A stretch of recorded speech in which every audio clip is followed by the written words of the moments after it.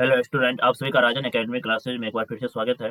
तो आज की इस वीडियो लेक्चर में हम लोग जो है क्लास 9th के फिजिक्स अर्थात भौतिकी का दूसरा चैप्टर जिसका नाम है गति का लघु उत्तरीय प्रश्न करने वाले हैं। और ये हमारा जो बुक है ये भारतीय भवन का बुक है। इसमें हम लोग आज जो है सभी लघु उत्तरीय प्रश्न इसके जितने भी होते हैं दूसरा चैप्टर का उनको हम लोग आज जो है सॉल्व करेंगे।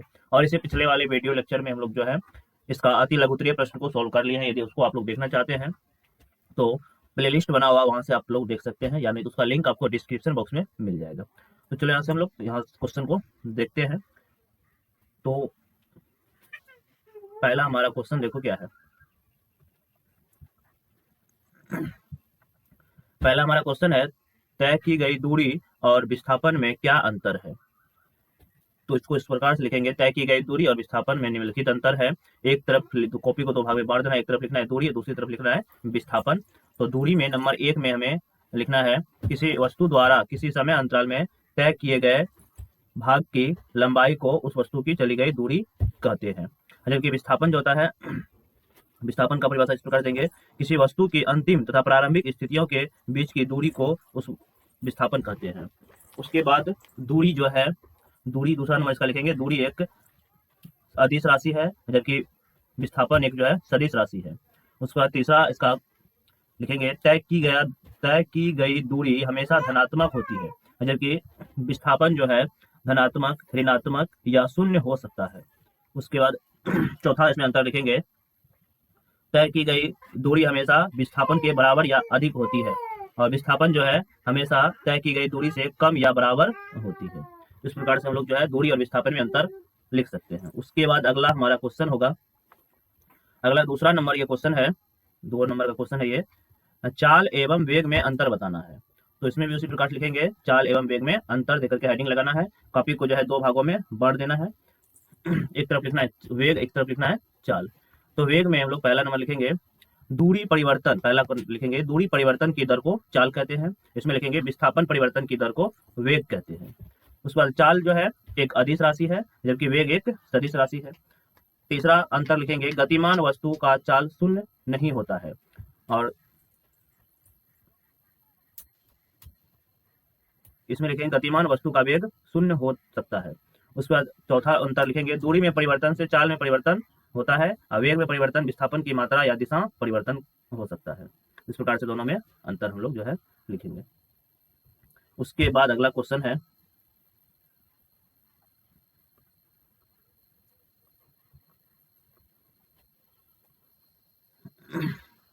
उस पर अगला क्वेश्चन तीसरा नंबर क्वेश्चन है, धावक की चाल 25 किलोमीटर प्रति घंटा है और साइकिल को घटते हुए क्रम में लिखिए। और धावक की चाल 5 किलोमीटर प्रति सेकंड है, इन चाल को घटते क्रम में लिखना है। तो इसका हम लोग चित्र जो है इस प्रकार से बना सकते हैं, चाल को घटते हुए क्रम में दिखा सकते हैं। एक्स अक्ष में हम लोग जो है यहाँ पे एक्स अक्ष में लेंगे समय को, एक्स अक्ष में समय को लेंगे और वाई अक्ष में जो है चाल को लेंगे।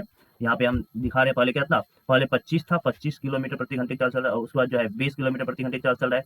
उसके बाद 15 किलोमीटर प्रति घंटे की चाल चल रहा है, फिर जो है 10 पे आ गया, फिर 15 पे आ गया। इस तरह से चाल जो है 5-5 किलोमीटर प्रति घंटे की चाल से घटते जा रहा है।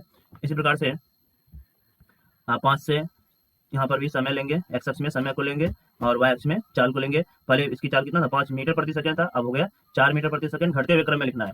और 3 मीटर प्रति सेकंड, फिर उसके बाद 2 मीटर प्रति सेकंड, फिर उसके बाद जो है 1 मीटर प्रति सेकंड। इस तरह से हम लोग जो है चाल को 25 किलोमीटर प्रति घंटा को और 5 मीटर प्रति सेकंड को घटते हुए क्रम में लिख सकते हैं।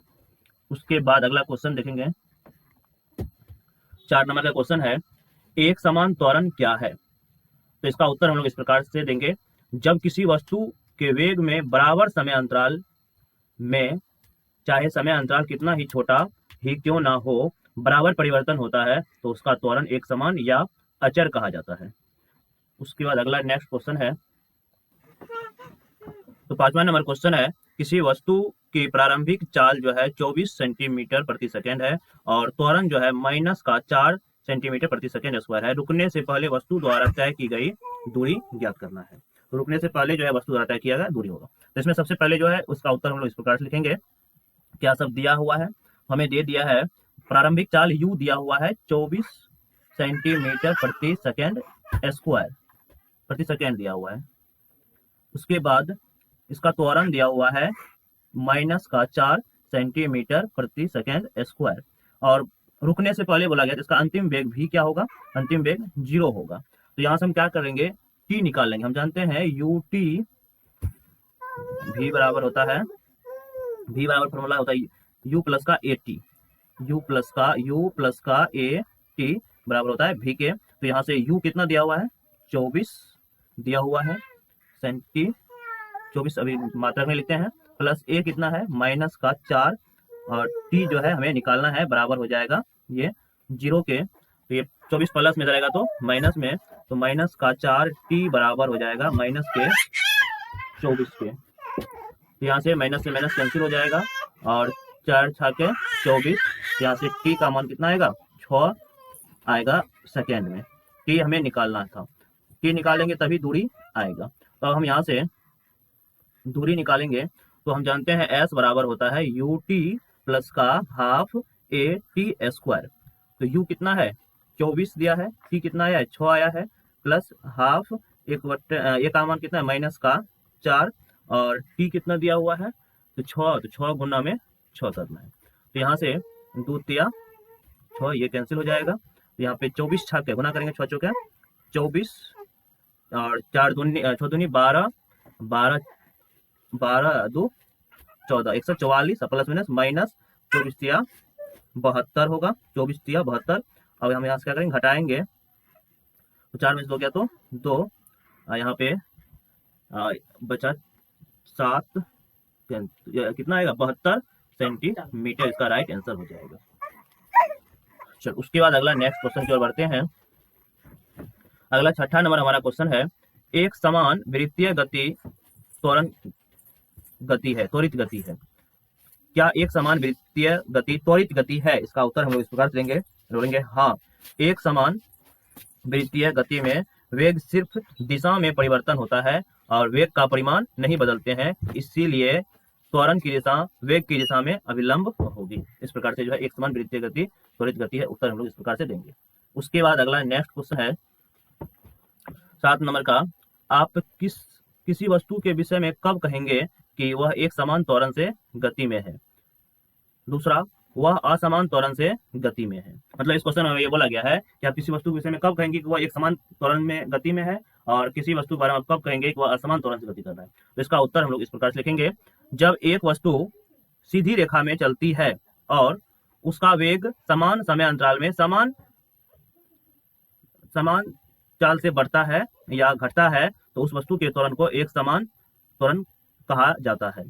और असमान कब कहेंगे, जब वस्तु का वेग असमान रूप से बदलता है, तब वह असमान त्वरण से गतिशील कही जाती है। इस प्रकार से हम लोग जो है 7 नंबर का उत्तर लिखेंगे। उसके बाद अगला क्वेश्चन 8वां नंबर क्वेश्चन है, निम्नलिखित में कौन सी अवस्था संभव है तथा प्रत्येक के एक उदाहरण देना है। पहला है, कोई वस्तु जिसका त्वरण नियत हो परंतु वेग शून्य हो। दूसरा इसका लिखना है, कोई वस्तु किसी निश्चित दिशा में गति कर रही हो तथा त्वरण उसके लंबवत हो। तो इसका उत्तर जो है यहाँ पे हम लिखेंगे, तो लिखेंगे इसका उत्तर में दोनों ही अवस्थाओं में संभव है। उदाहरण इसका लेना है, ऊर्ध्वाधर ऊपर की ओर फेंकी गई वस्तु जब उच्चतम बिंदु पर पहुंचती है, तब क्षण भर के लिए उसका वेग वहां पे शून्य हो जाता है, परंतु त्वरण नियत रहता है। दूसरा उदाहरण देंगे, प्रक्षेप में जब वस्तु का उच्चतम बिंदु पर पहुंचती है, तब उसका वेग क्षैतिज दिशा में आगे की ओर होता है, जबकि उसका त्वरण उसके लंबवत नीचे की ओर होता है। इस प्रकार से जो है हम लोग उत्तर लिखेंगे। उसके बाद अगला नेक्स्ट क्वेश्चन है 9 नंबर का।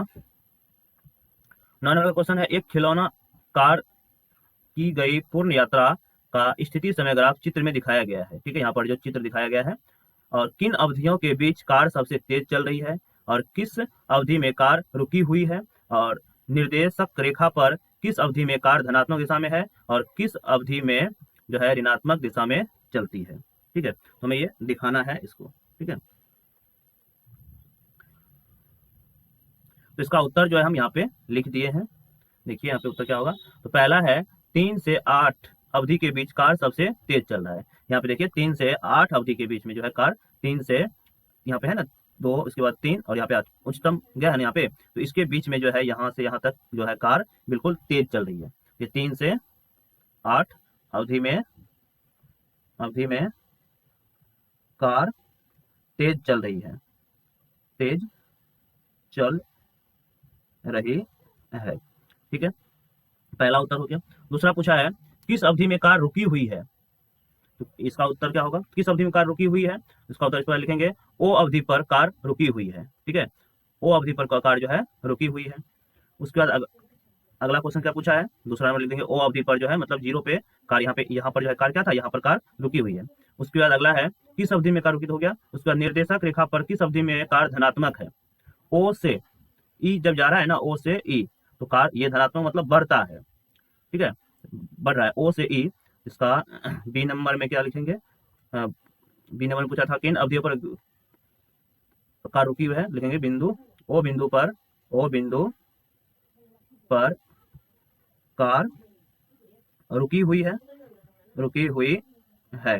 अगला पूछा है क्या, कार धनात्मक कब है, तो ओ ई पर धनात्मक है, और ऋणात्मक किस दिशा में है, तो ऋणात्मक डी से सी, डी सी दिशा में ऋणात्मक है। इसका उत्तर जो है हम यहाँ पे लिख लिया, इस प्रकार से उत्तर ग्राफ को देख करके लिखना है। पहला लिखे हैं 3 से 8 अवधियों के बीच कार सबसे तेज चल रहा है, दूसरा है ओ अवधि पर कार रुकी हुई है। उसके बाद तीसरा नंबर है ओ से ई निर्देशक रेखा पर कार धनात्मक दिशा में है, और चौथा है डी से सी अवधि में कार ऋणात्मक दिशा में चलती है। तो इस प्रकार से हम लोग इसका उत्तर लिखेंगे।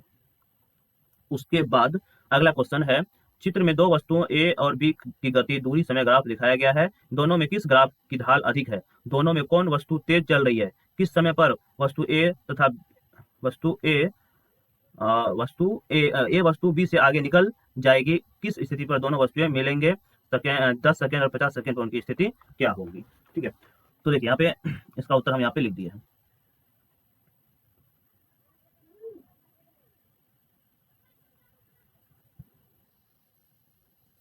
तो इसका उत्तर यहाँ पे लिखे हैं, पहला प्रश्न का उत्तर इसमें हो जाएगा ए ग्राफ की ढाल अधिक है, मतलब इसमें जो ए है ग्राफ दो ग्राफ है, एक ग्राफ ए है, एक ग्राफ बी है, तो ये ए जो है, ए ग्राफ जो है, इस ए ग्राफ की ढाल अधिक है क्योंकि अधिक तेज चल रहा है और इसकी ऊंचाई भी ज्यादा है, इसलिए इसका ढाल अधिक है।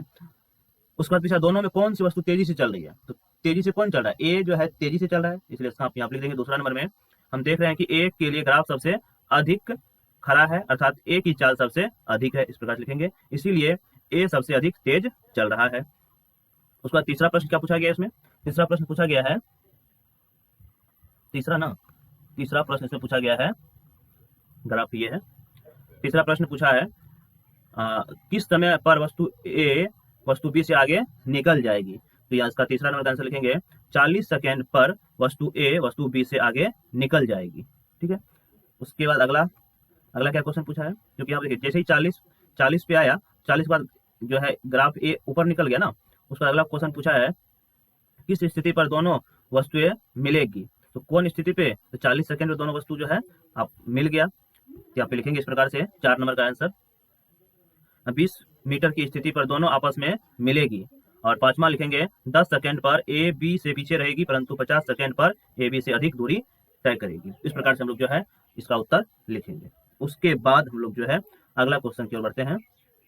अगला 11 नंबर का हमारा क्वेश्चन देखो क्या है, ये भी न्यूमेरिकल टाइप से क्वेश्चन पूछा गया है। 11 नंबर का क्वेश्चन है किसी कार का चाल समय ग्राफ चित्र में दिखाया गया है, कार का पहले 3 घंटे में, उसके बाद 5 घंटे में और 4 घंटों में त्वरण कितना होगा, कार ने कुल कितना दूरी तय की, कार की औसत चाल क्या है। मतलब इसमें 3-4 मिला जुला के क्वेश्चन पूछा गया है, इसको हम लोग सॉल्व करते हैं। तो यहाँ पर देखो पहले 3 घंटे में कार की चाल क्या है, 3 घंटे में कार की चाल जो है 30 किलोमीटर प्रति घंटा है। देखेंगे यहाँ से 1 नंबर देकर के, पहले 3 घंटों में कार की चाल दिया है 30 किलोमीटर प्रति घंटा। ठीक है, पहले 3 घंटों में, तो कार प्रारंभिक कार शुरुआत का चाल कितना था, चाल 0 हुआ, 0 अंतिम हो गया 30। तो हमें क्या निकालना है, त्वरण। हमें जानते हैं त्वरण का फॉर्मूला होता है वेग में परिवर्तन, तो v minus u by t। तो यहाँ से v कितना है 30 माइनस का 0 बट्टे समय कितना लिया 3 घंटा ना, तो इसको सॉल्व करेंगे तो 30 बटे में 3 10 दिया 30, इसका चाल हो जाएगा 10 किलोमीटर प्रति घंटा, ठीक है, इसकी त्वरण आ जाएगा, किलोमीटर प्रति घंटा स्क्वायर हो जाएगा। उसके बाद बोला है आगे, आगे क्या पूछा है, उसके बाद 5 घंटों में कितना, तो अगले 5 घंटे में, अगले अगले 5 घंटों में, तो पांचवा अगले, उसके बाद 5 घंटों में, तो 1 2 3 4 5, इसके अगले 5 घंटे में प्रारंभिक वेग क्या है 30 है, और अंतिम वेग भी क्या है 30 है, क्योंकि देखो यहाँ से कार जो है लगातार यहाँ से एक समान चाल से चल रहा है, गति वेग में परिवर्तन नहीं कर रहा है अगले 5 घंटे में।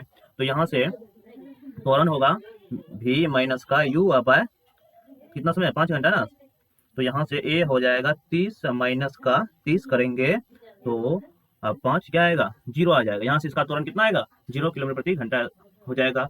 उसके बाद अगला हमें पूछा है क्या, कार 5 घंटे में कितना जाएगा ना, 4 घंटे में, तो 4 घंटे के लिए निकालेंगे। तो अगले उसके बाद पूछा है फिर अंत के 4 घंटे में, अंत के 4 घंटे में, तो अंत के 4 घंटे में कार का प्रारंभिक चाल क्या था, क्या है v, u जो है 30 है, यहाँ पे आ जाएगा कार एकदम क्या हो जाएगा, यहाँ कार यहाँ से अब यहाँ आएगा तो कार जो है एकदम यहाँ पे आके रुक जाएगा, तो v हो जाएगा 0। तो यहाँ से हमें त्वरण निकालना है, तो 0 माइनस का v माइनस u करेंगे ना, बटे कितना समय ले रहा है 4 घंटे, तो ये हो जाएगा माइनस का 30 बटे 4, इसको जब भाग देंगे तो 7 चौका 28, 7 पंच नहीं 7.5 किलोमीटर प्रति घंटा स्क्वायर इसका त्वरण आएगा। उसके बाद अगला हमें क्वेश्चन क्या पूछा है, इसी में पूछा है कि कार ने कुल कितना दूरी तय किया। तो कुल दूरी निकालने के लिए इसमें हमें देखो एक त्रिभुज यहाँ बन रहा है, एक त्रिभुज, एक आयत बन रहा है, एक त्रिभुज बन रहा है, तो इन सभी को हमें जोड़ना पड़ेगा।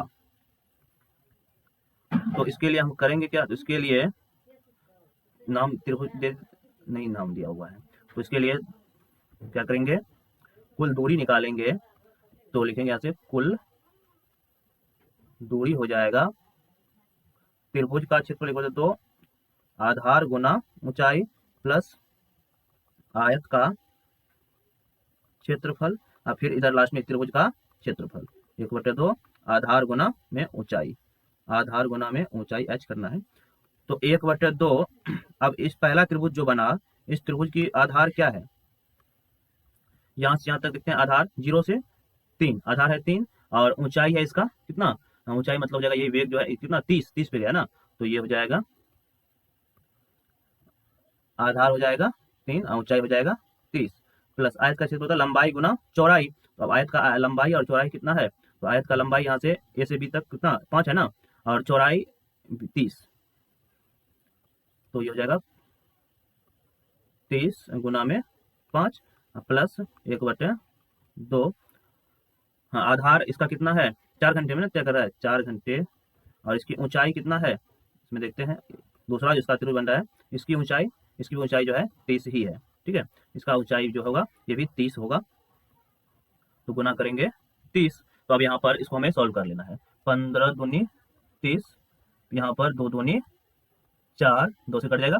अब इसको हमें आगे सॉल्व कर करके लिख लेना है, तो ये होगा हमारा 1 गुना 15 45, उसके बाद प्लस 30 पंचे 150, प्लस 30 दूनी 60, तो सबको हमें जोड़ लेना है, तो ये हो जाएगा 5 और 5 11, 11 4 15, उसके बाद 1 1 2 1 3, 355 किलोमीटर जो है ये टोटल दूरी तय करिएगा, ठीक है ना।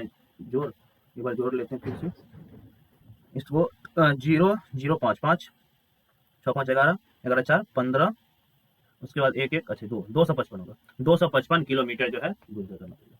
उसके बाद इसका हमें निकालना है औसत चाल निकालना है, ये ना,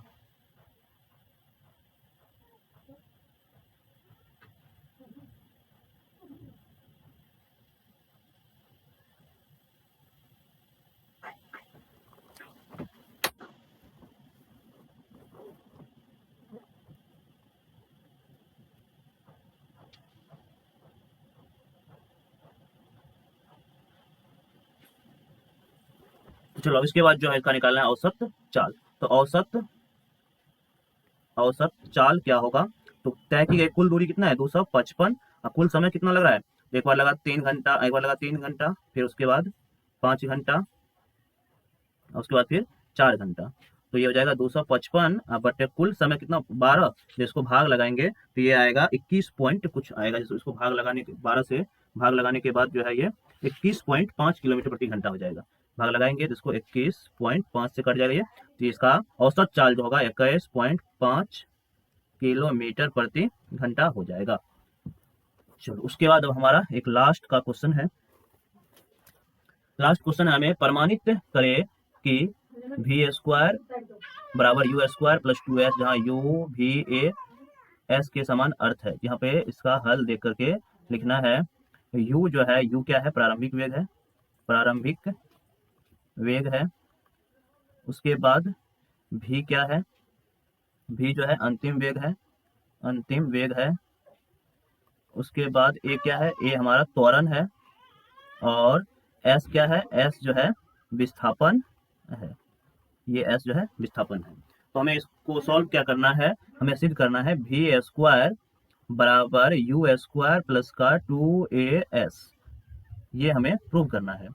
तो हम गति का प्रथम समीकरण, गति के प्रथम समीकरण, गति का पहला समीकरण हम जानते हैं। पहला समीकरण क्या होता है, v बराबर u प्लस का a t होता है। तो यहाँ से हम क्या करेंगे, t निकाल लेंगे। तो a t बराबर क्या होगा, v माइनस का u, और t होगा हमारा v माइनस का u अब a हो जाएगा।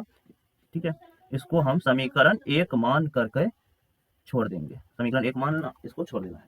उसके बाद अगला जो है दूसरा गति का दूसरा समीकरण क्या होता है, गति का दूसरा समीकरण, गति का दूसरा